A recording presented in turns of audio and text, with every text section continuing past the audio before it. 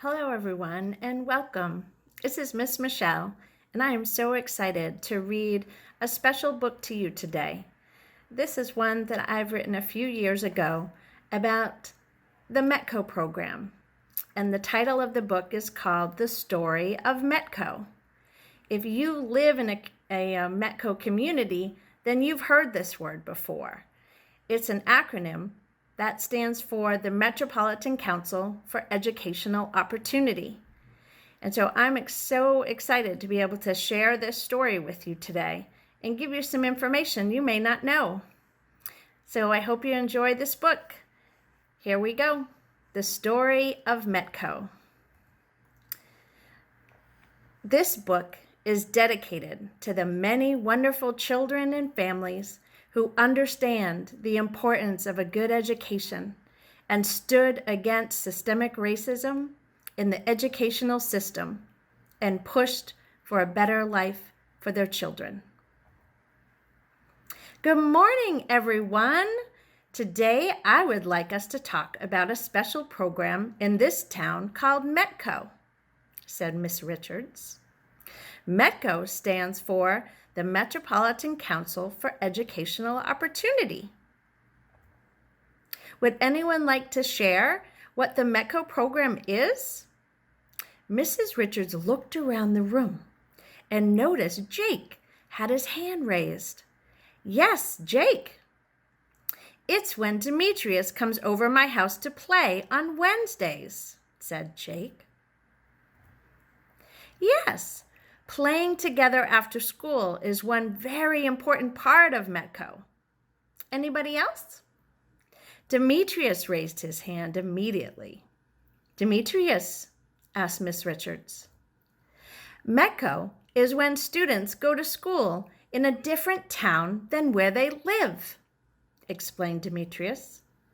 Demetrius lives in Boston with his family and travels by bus with his brother and many other students to attend school. Mrs. Richards nodded her head in agreement. Yes, Demetrius, that is a very important part of the story, and there's a lot more. The METCO program began in Massachusetts over 50 years ago in 1966. Many very concerned African American parents and many white allies took action to change educational inequality in Boston, laying the groundwork for what we know now as METCO. This took place 6 years after Ruby Bridges, the first African American student, attended integrated schools for the first time in New Orleans, Louisiana. Does anyone remember learning about Ruby Bridges? Yes, screamed the students. And there's Ruby Bridges there, in first grade, walking out of her school. You see, in 1954, the laws changed. The United States Supreme Court ruled on a case called Brown versus Board of Education. These men here decided that children of all skin colors, black and white, should attend school together. The METCO program was then created to increase the opportunity for all children to attend school together. Lainey suddenly raised her hand up high and asked, "Why is that important?" Mrs. Richards smiled and replied, "Good question, Lainey. The world is a big and wonderful place, filled with many amazing people. I believe that the more experiences and friendships we all have with people from different communities, races, religions, cultures, and ethnicities, the more we can learn and understand and live richer lives. And learning together in an environment with all kinds of people can make learning more interesting and much more fun." This school and the town is fortunate to be one of the 38 towns that volunteer to be a part of the METCO program. And everyone in this community, including the many families and students who travel from their homes in nearby cities, have benefited in many ways from METCO.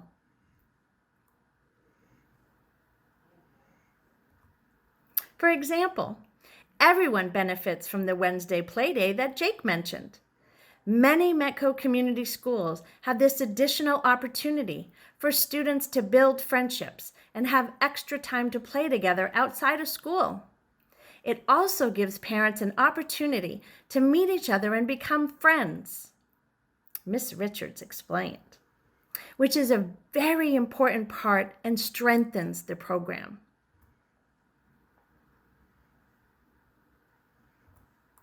The METCO program benefits teachers too. I have become a better teacher by listening and learning from all the wonderful students and families from the many communities. Mrs. Richards looked around the room. She was curious what the students might be thinking. Would anyone like to share something they have learned or experienced because of the METCO program? Sara raised her hand. Sara, asked Miss Richards. I like the METCO program because I am friends with Tiffany. I met her in the morning when she comes off the bus and we walk into school together. We like to do a lot of the same things and we are best friends. Thank you for sharing, Sara. I know you and Tiffany are good friends, and that is another very important reason why the METCO program is so great, said Miss Richards. The METCO program is part of this school and has been an important part of this community for a long time. It is an opportunity for everyone to enhance our lives with new friendships and to learn from families who may look different from our own and who have the common goal and desire of a great education for their children. So that is the story of METCO.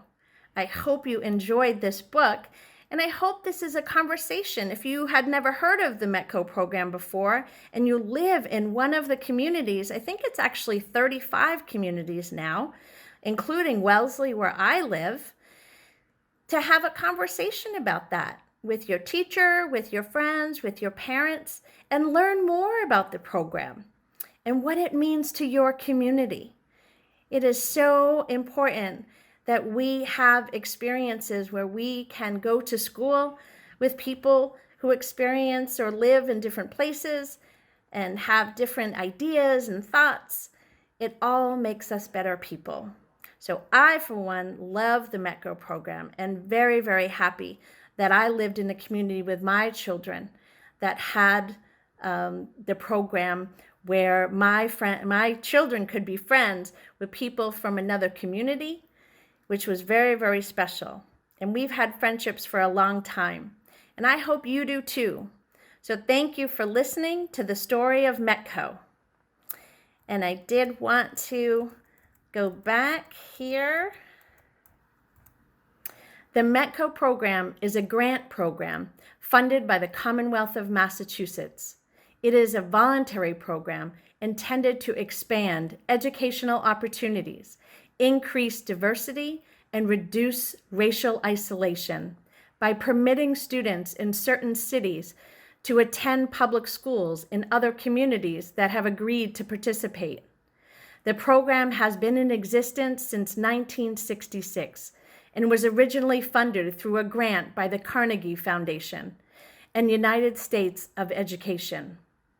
In that year, the first METCO legislation was filed. METCO Inc. was established, and 7 school districts began accepting the first 200 METCO students. Currently, there are about 3,300 students participating in about 30 school districts in metropolitan Boston and 4 school districts outside of Springfield. Thank you so much for listening. And definitely take a look at Miss Michelle's other books that she has also read aloud: Vitamin D and Me, How Humans Outsmarted the Sun, and The Skin on My Chin. Thank you for listening.